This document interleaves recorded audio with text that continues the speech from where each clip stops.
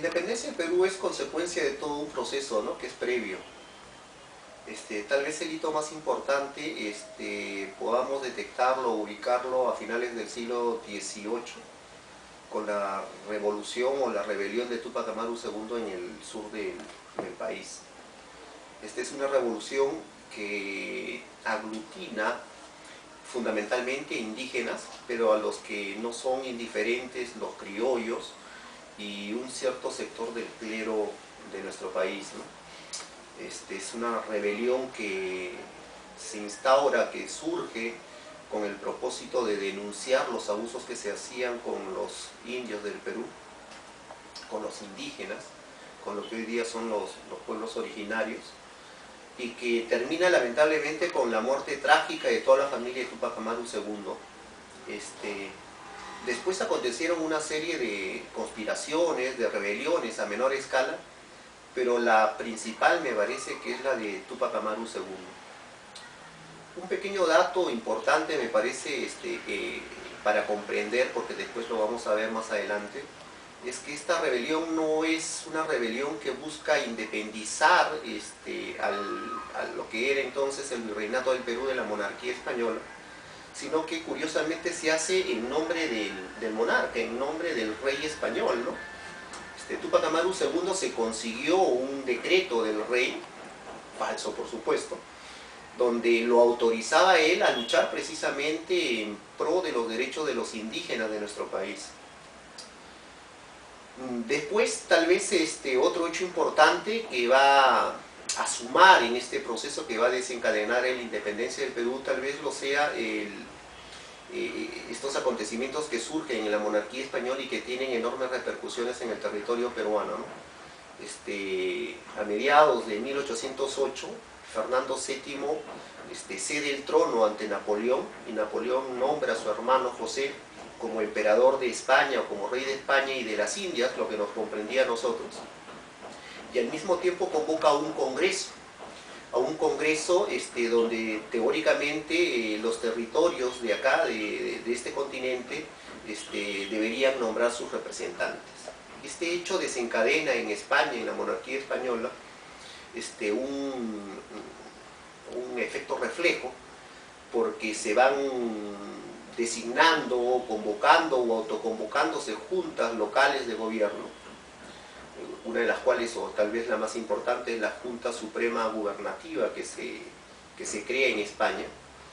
y a partir de allí se desencadenan una serie de fenómenos realmente interesantes. La primera de ellas tal vez sea el declarar de que nosotros no éramos una colonia más de España, sino que formábamos parte de la monarquía en igualdad de derechos. Esta declaración que se realiza en España termina convocando a un proceso electoral para designar a representantes de los diversos territorios del continente americano ante esta Junta Suprema Gubernativa en España,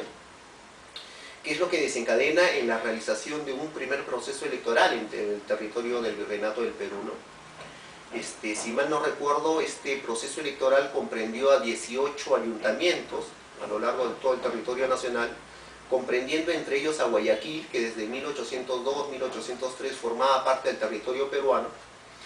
y se sale designando a don José de Silva Olave como primer representante ante esta Junta Suprema Gubernativa. José de Silva Olave embarca rumbo a México, a España, a incorporarse a la Junta, y encontrándose en México se tiene que dar la vuelta porque de pronto la Junta fue desactivada y en su lugar se instauró el Consejo de Regencia, que se hizo cargo del gobierno ante la ausencia del rey cautivo ante Napoleón. Este proceso también es importante porque el Consejo de Regencia convoca a las Cortes Generales Extraordinarias de Cádiz con el propósito de ver la posibilidad de dictar una constitución que finalmente va a ser la Constitución de Cádiz de 1812, ¿no? Pero en el interín se producen una serie de hechos realmente interesantes en el Perú. En ese entonces el virrey, en el virreinato del Perú, era José de Abascal. José de Abascal en 1808, cuando se entera de que Fernando VII se encontraba cautivo ante Napoleón, realiza un primer acto que va a ser tremendamente importante en este proceso que va a desencadenar en la independencia del país. Libera, por decirlo así, las restricciones que existían al ejercicio de la libertad de imprenta, y como consecuencia de ello en nuestro país se va a desatar una opinión pública antinapoleónica, por cierto, pero al mismo tiempo el virrey Abascal va a tratar de homogeneizar a la sociedad peruana, a la sociedad del virreinato del Perú, para oponerse a los designios que desde Francia o desde Brasil, donde se encontraba la regente, están al pie de lo que sucede en el Perú con el propósito de hacerse de estos territorios. Este hecho es un hecho tremendamente importante porque es la primera vez que ejercemos la libertad de imprenta sin restricciones. Empiezan a circular libros, empiezan a aparecer cierto tipo de diarios, por muy breve tiempo es cierto, pero empiezan a aparecer y empieza a criticarse a las autoridades, no solamente napoleónicas, a criticarse el despotismo, sino también a criticarse a las autoridades virreinales. Empieza entonces a surgir una suerte de opinión pública en la sociedad peruana que va a ser tremendamente determinante más adelante en este proceso de alcanzarse la independencia del Perú. Esta libertad de imprenta duró cerca de un año y medio, porque después, en 1810, se produce en Buenos Aires, se instaura una junta de gobierno en Mar del Plata, la Junta de Gobierno de Mar del Plata, cuyo propósito no es alcanzar la independencia de la monarquía española, sino simplemente de generar un espacio de autonomía mientras se libera el reino. Otro hecho importante me parece es el decreto de 1809 que llega a nuestro territorio, por virtud del cual las Cortes, se convoca a las Cortes Generales Extraordinarias, y estas Cortes Generales Extraordinarias a su vez nuevamente vuelven a expedir un decreto autorizando la libertad de imprenta, la libertad de expresión, que pocos meses antes el virrey Abascal la había cortado, la había cercenado nuevamente como consecuencia de la instauración de esta Junta de Gobierno en Mar del Plata, ¿no? Otro hecho importante derivado precisamente de esta nueva autorización de la libertad de imprenta es que en Lima aparecen los primeros diarios, aparecen los primeros periódicos. Uno de ellos es, por ejemplo, el Argos Constitucional, el otro es el Peruano, que son diarios que sirven para propiciar un debate bastante intenso en el ámbito nacional sobre temas tales como la libertad de expresión, la libertad de imprenta, el tema de la soberanía, el tema de si la soberanía pertenecía a la nación o la soberanía era originaria del monarca. Son todos estos temas que se vienen a replantear y se vienen a discutir como consecuencia de la aparición de estos diarios, ¿no? Finalmente se termina de convocar a elecciones para elegir a representantes peruanos ante estas Cortes Generales Extraordinarias de Cádiz, que es la que va a aprobar la Constitución de Cádiz de 1812, y va a desarrollarse a su vez en los ayuntamientos del país, o del virreinato del Perú de ese entonces, se van a desarrollar procesos electorales. Tremendamente interesante porque conceptos como soberanía, representación, ciudadanía, sufragio, se van a introducir, ¿verdad? Van a formar parte de la opinión pública virreinal de aquel entonces, que son ideas absolutamente nuevas, ¿no? Se aprueba la Constitución de Cádiz de 1812 y esta Constitución de Cádiz con estos nuevos conceptos, con estas nuevas ideas, traducen en el Perú poco a poco este proceso de darse cuenta de que no solamente éramos, ya no solamente éramos súbditos, sino ahora podíamos tener la condición, y de hecho la teníamos, la condición de ciudadanos. Al igual, el monarca no era el titular de la soberanía, no era el titular del poder, sino en realidad el poder y la soberanía pertenecían a la nación, pertenecían al pueblo. Y entonces a partir de esto se va a generar un proceso de implementación de ciertas instituciones de la Constitución de Cádiz de 1812 que van a morir hacia 1814. Es un proceso bastante corto, por cierto, ¿no? En 1814 Fernando VII va a desconocer esa Constitución, va a desconocer las instituciones creadas por esa Constitución y va a restaurar las viejas instituciones de la monarquía absoluta y finalmente terminará esta primera primavera constitucional peruana, ¿no? Esto va a suceder más o menos por un espacio de 6 años, en 1820, cuando nuevamente se logra que el rey jure fidelidad a la Constitución de Cádiz de 1802 y se restablece su vigencia, también se jura en el Perú a esta Constitución. Pero ya esta segunda jura de la Constitución de Cádiz de 1812 no va a ser con la misma intensidad y con las mismas expectativas que se hizo en 1814. ¿Por qué? Porque el proceso previo, estos 2 años de vigencia que tuvo la Constitución de Cádiz en nuestro país, en realidad fue una vigencia bastante adocenada, bastante limitada por influencia del virrey Abascal. Y en 1820, cuando volvemos a jurar en Lima, septiembre, octubre de 1820, se vuelve a jurar la Constitución de Cádiz en Lima, San Martín va a estar en el sur del país, ¿no? con el ejército de argentino, con ciertos elementos chilenos y de otras nacionalidades, tratando de entablar la batalla finalmente para alcanzarse la independencia de toda América Latina, ¿no? No olviden de que el Perú fue uno de los últimos países, y no el último, en alcanzar la independencia, y esto no es accidental, esto no es casual. El Perú representaba el núcleo, el corazón de los virreinatos de esta parte del continente de España, y es donde se concentraba el máximo poderío, no solamente militar, que era bastante reducido por cierto, sino también el poderío económico, ¿no? de la monarquía. Acá estaban los intereses más caros de la monarquía. Diría que estos forman parte de este proceso que finalmente va a desencadenar en la declaratoria de independencia, ¿no? Después de que se frustra esta reunión entre San Martín y el virrey Pezuela en octubre,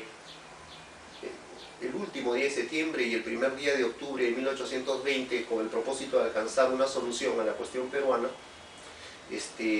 poco tiempo después los españoles tendrán que retirarse hacia el sur del país, viene a Lima San Martín y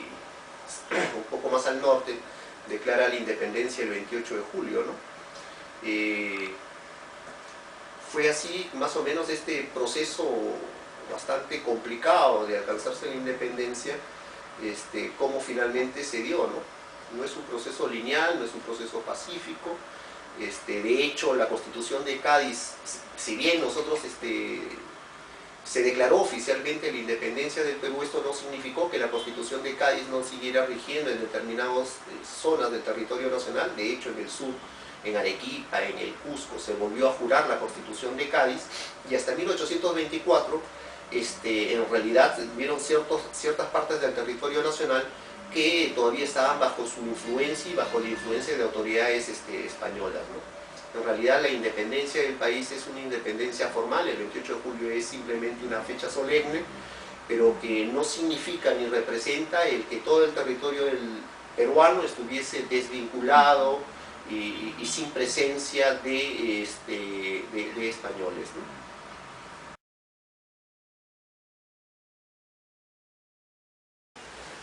Hay autores que consideran que el constitucionalismo peruano en realidad solamente surge a partir de la declaración de independencia del país, ¿no? O sea, a partir del 28 de julio de 1821 en adelante. Existen otros, entre los cuales me adhiero, quienes consideramos de que en realidad el constitucionalismo peruano, si es que entendemos por él un proceso de inflexión, de inoculación del discurso del constitucionalismo en el territorio de lo que hoy es el Perú, se remonta a antes, ¿no? Incluye la Constitución de Cádiz de 1812. Yo diría entonces que los primeros pasos, si cabe el término, los primeros pasos del constitucionalismo peruano empiezan en 1812, cuando se jura en el Perú, a finales de 1812, se jura la Constitución de Cádiz de ese año. Se incorporan y se realizan ciertas instituciones del constitucionalismo liberal español en el país, y tiene rupturas, como han tenido rupturas y diversas y constantes, incluso con posterioridad a la declaración de independencia, ¿no? de vigencia de las constituciones nominales. Luego viene la declaración de independencia, que es propiamente el inicio, la fundación de la República Peruana, absolutamente desvinculada de la monarquía española, y esto acontece el 28 de julio de 1821, y a partir de ahí sucede un proceso bastante intenso de darnos constituciones, de fundarnos y refundarnos, y tal vez entre los primeros documentos constitucionales que deba tenerse en consideración está el reglamento provisional, el estatuto provisional también dictado por San Martín entre 1820 y 1821, y luego vienen las bases de la constitución política del Perú, que da el primer Congreso Constituyente de nuestro país, ¿no? Estas bases de la Constitución son eso, unas bases, no es propiamente un texto constitucional, pero sí es un documento a partir del cual se va a dar la primera Constitución, que es del año siguiente, que es la Constitución de 1823, ¿no? A través de estas bases quedan claro algunas cosas en lo que va a ser luego el proceso de evolución del constitucionalismo peruano. Creo que una de las primeras cosas importantes que se decide como consecuencia de su deliberación por el primer Congreso Constituyente es, por ejemplo, la forma de gobierno, ¿no? Con San Martín en el Perú hubo la idea de que deberíamos, una vez que se alcanzaba la independencia, deberíamos buscar una familia europea con el propósito de instaurar una monarquía en el país. Esta idea de San Martín tenía apoyo en muchos importantes miembros de la élite política de ese entonces, pero en realidad la tesis que prevalece es